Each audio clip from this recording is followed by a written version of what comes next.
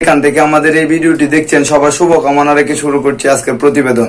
তো দর্শক, বরাবর মতো আজকে আমরা এমন এক অসহায় নারীর গল্প শোনাতে চলে এসেছি ঢাকা খামরাঙ্গি চর লোহার ব্রিজ। তো এই অসহায় নারীর কি কষ্টের কাহিনীগুলি নিয়ে প্রতিবেদন করতে আসছে ইউটিউব চ্যানেলের মাধ্যমে সবকিছু তথ্য আপনাদেরকে একটু শেয়ার করে শোনানোর চেষ্টা করব। তো আপু, আসসালামু আলাইকুম। একটু জোরে বলেন। কেমন আছেন আপনি? জি ভালো আছেন। তো প্রথমে আপনার নামটা আমরা জানতে চাইতাছি। আমার নাম বিথি। বিথি।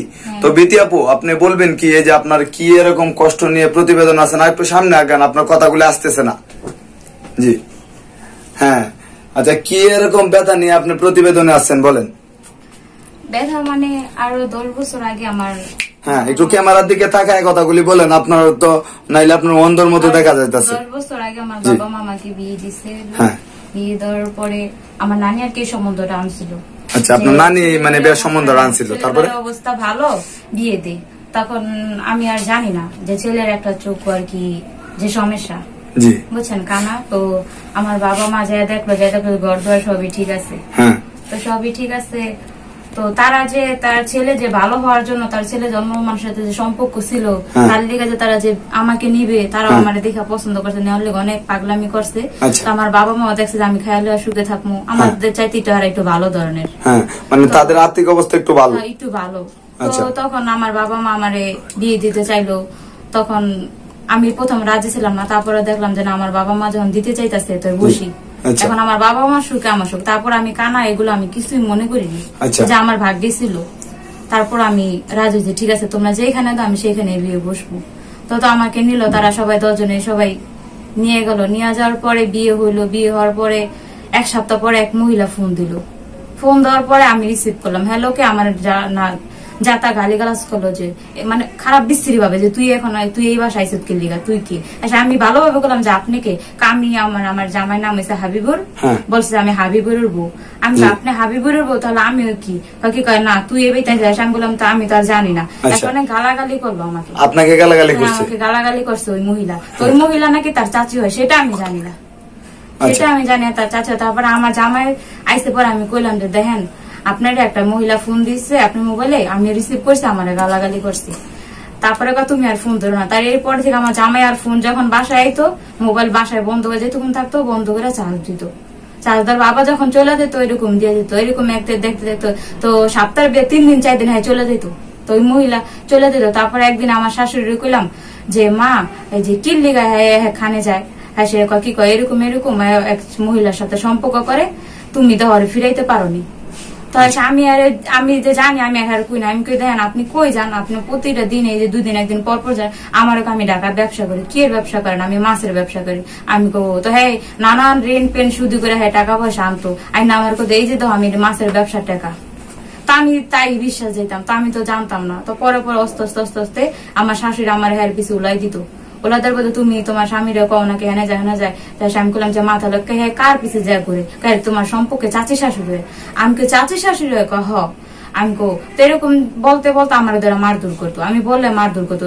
তো বলতো যে তুই কর কে, তুই খাইতেছ কিনতেছ, তোর সমস্যা কি? এরকম করার পর অনেক আমার অত্যাচার করতো। অত্যাচার করার পরে দেখি যে শাশুড়ি আমার পক্ষে নাই। আমার কি ধরনের অত্যাচার করতো আপু? আমার মারতো।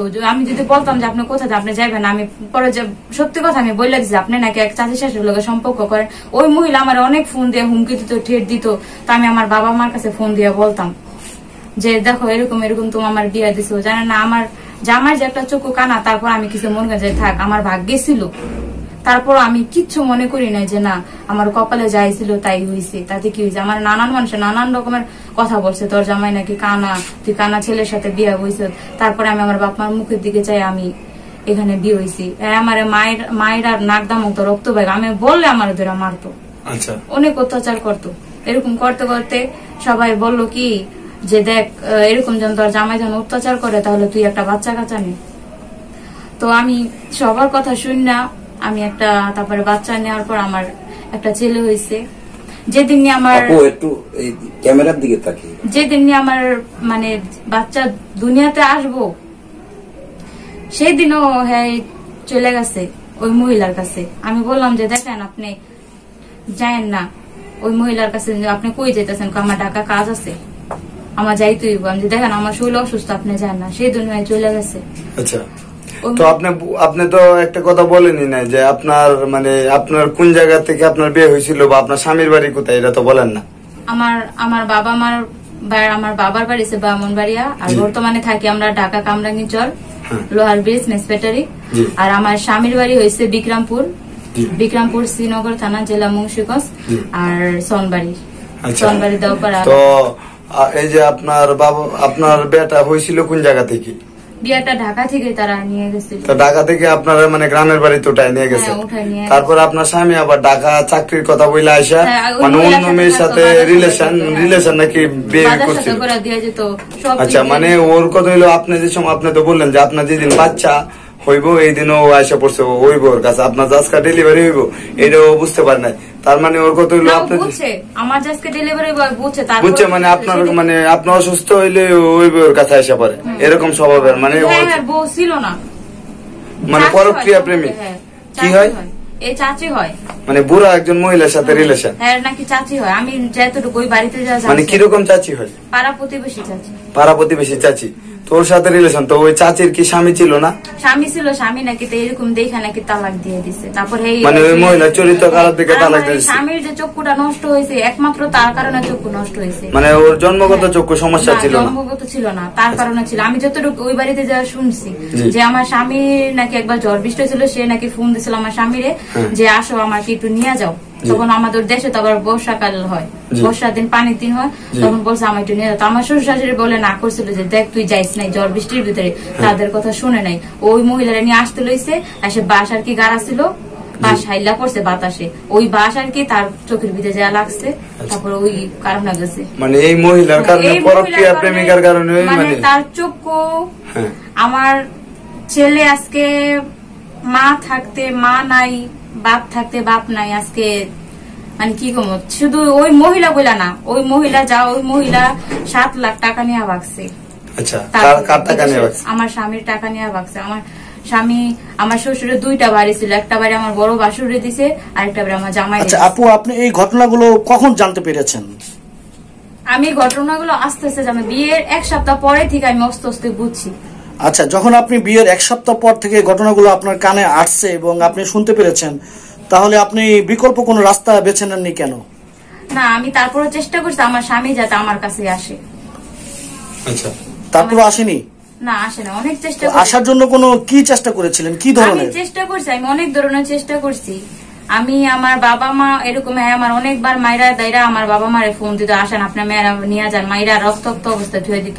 আমার বাপ মা যা বিচার আচার করে, যা কোনো বিচার করতে হ্যাঁ দোষ পাইতো, বুঝছেন? আচ্ছা, আপনি আপনার চাচি শাশুড়িকে কখনো কি বলেছেন যে উনি আমার স্বামী? আপনি আমি 100 বার বলছি। হ্যাঁ, আমার উল্টা কয় ও তোরে ভালোবাসে না, ও দেখাস না তোর কাছে কয় মানে কি বলবো। তো ভালো না বাসলে আপনাকে বিয়ে করছে কেন? বিয়ে করছে কেন সেটা তো আমি জানি না, সেটা হ্যাঁ জানে যে কেন আমাকে বিয়ে করছে। তো আচ্ছা, আমার জীবনটা নষ্ট করছে আপনি জানেন। আপনার যেহেতু স্বামীর সম্বন্ধে আপনি বিয়ের 1 সপ্তাহ পরে আপনি সব জানতে পেরেছেন, তাহলে আপনি বেবিটা কেন নিলেন? বেবিটা আমি নিতাম না, আমি তখন নিতাম না। সবাই বলছে যে দেখ হয়তো বাচ্চার চেহারা দেখে হয়তো ও ভালো হইতে পারে। তখন কি আপনি জানতে পারেননি, যে বুঝতে পারেননি যে আপনার এই বিবাহ বেশি দিন টিকবে না? না, আমি তো টিকানোর চিন্তা করছি, আমি তো ভাঙার চিন্তা করিনি। তাই? হ্যাঁ, আমি ভাঙার চিন্তা করলে তো আমি অসম্ভব, আমি কোনোদিন এই বাচ্চা নিতাম না। আজকে আমার বাচ্চার কবেলা তো কষ্ট হইতো না। তাহলে এখন কি জন্য আপনার সংসারটা ভাঙলো?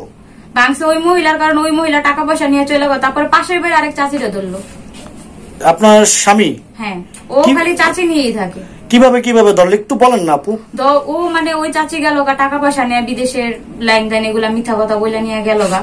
তারপরে ভালোই দিন চলতো, তারপরে কোনো ঝগড়াঝাটি হয় না। আমার শাশুড়ি আমার উপর অনেক অত্যাচার করছে, অনেক মারধর করছে। কেউ সুতা বলে হ্যাঁ আমার ধরে মারতো, আমি কিছু না বললো হ্যাঁ ছেলের কাছে মিথ্যা কথা বলে আমার মাই খাওয়াতো, অনেক কথাই বলতো। তারপর ওই চাচি শাশুড়ি গেল গা, আরেক চাচি শাশুড়ি বললো যে এরকম যায় আহে এরকম কি ব্যাপার, হ্যাঁ সাথে আবার কিসের সম্পর্ক।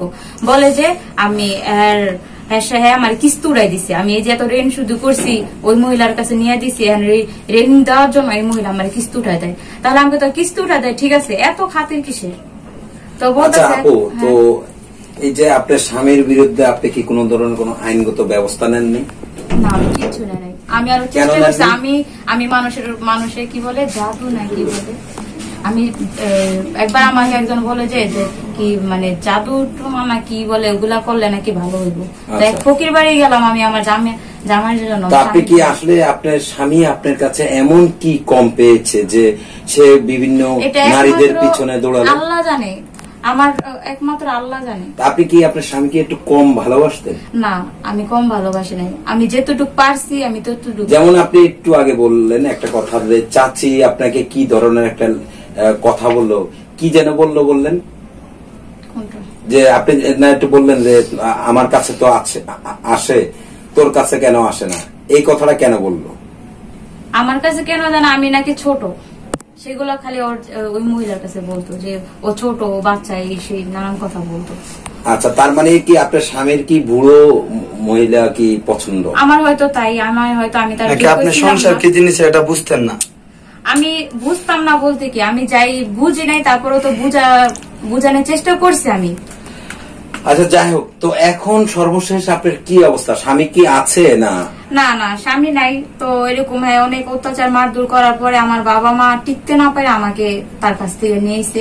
মানে ডিভোর্স দিয়ে দিয়েছেন আপনি? হ্যাঁ, ডিভোর্স দিয়ে দিছি। আমি এখন ভবিষ্যতে আপনার চিন্তা ভাবনা? তারপরে বিয়ে করছে, বিয়ে করার পরে তারপর আমি সহজে তার ছাড়তে চাই না, কারণ আমি চাই না যে আমার ছেলেটা এতিম হয়ে যাক। আচ্ছা, তো আপনার যে সন্তানরা আছে সে কার কাছে থাকে? এখন তাদের কাছেই থাকে। তারপরও আমি কাজ করি, ওই কাজ করে আর কি ছেলেরা যা পারে আমি তাই দিই তাদেরকে। আমি আপনি কেন দেন? এটা তো দায়িত্ব তো বাবা দিবে না। কারণ আমি আমার ছেলেরা আমি যেটুকু করে আমি ততটুকু দিব। বাবা তো বিয়ে করে ফেলাইছে। আচ্ছা, তার মানে কি বাবা কি কোনো খোঁজ খবর নেয় না? সেটা আমি জানি না। আচ্ছা, তো আপনি এই যে আমাদের এই প্রতিবেদনের মাধ্যমে আসার কারণটা কি সেটা একটু বলবেন? আমার কারণটা হয়েছে যে আমার এক নম্বর আমার জীবন তো নষ্ট হয়েছে। আজকে আমার ছেলেটা অসহায় হয়ে গেছে, বাপ থাকতে বাপ নাই, মা থাকতে মা নাই, তো কি বলবো আর। আচ্ছা, তার মানে কি আপনি কি একটু সহযোগিতার জন্য আসছেন? হ্যাঁ, আপনারা কেউ যদি খুশি হয়, যদি বলেন যে না ঠিক আছে, আমার স্বামী নাই আর আমার একটা ছেলে আছে, ঠিক আছে, মানে আপনার স্বামী নাই, আপনার ছেলেটার মুখের দিকে তাকিয়ে আপনার দিকে তাকিয়ে আমি এখনো সহযোগিতা বিয়ে করছি, আমি এখনো আমি বিয়ে করি নাই। যে আপনার কি বিয়ে বসার কোন চিন্তা ভাবনা আছে? না, আমার বিয়ে বসার কোন চিন্তা ভাবনা নাই, কারণ আমার ভয় লাগে। কারণ আমি একবার একটা কষ্ট পাইছি, দ্বিতীয়বার যদি আমি আবার কষ্ট পাই। আচ্ছা, তার মানে আপনি বিয়ে বসবেন না, যে প্রথমে একবার কষ্ট পেয়েছেন আবার যদি কষ্ট পান এই কারণে বিয়ে বসবেন না? আচ্ছা, তো আমাদের দর্শকরা যে আপনাকে সহযোগিতা করবে সেটা কিভাবে সহযোগিতা করবে? আপনার সাথে যোগাযোগ করার কোনো ব্যবস্থা আছে? যোগাযোগ করার ব্যবস্থা আমার কাছে কি, আপনারা যদি পারেন, আপনারা মানে আমাদের মাধ্যমে তো আমরা তো কোনো সহযোগিতা নেই না। তো আপনার ফোন নাম্বার আছে? আমার ফোন নাম্বার আছে। হ্যাঁ, আমার ফোন নাম্বার আছে। আপনার ফোন নাম্বারটা বলতে পারেন? 0131506064814। আপনার নাম? আমার নাম বিথি। আচ্ছা, তো দর্শক আপনারা যারা দেখছেন এই বিথিকে, তার স্বামী তাকে অনেক নির্যাতনের শিকার হয়েছে। তো আপনারা যদি একটু সহযোগিতা করেন, একটু সহযোগিতার হাত বাড়িয়ে দেন, হয়তো এই বিথি খুব সুন্দরভাবে চলতে পারবে, তার জীবনযাপন কাটাতে পারবে। তো দর্শক আপনারা সকলেই ভালো থাকবেন, সুস্থ থাকবেন। আল্লাহ হাফেজ।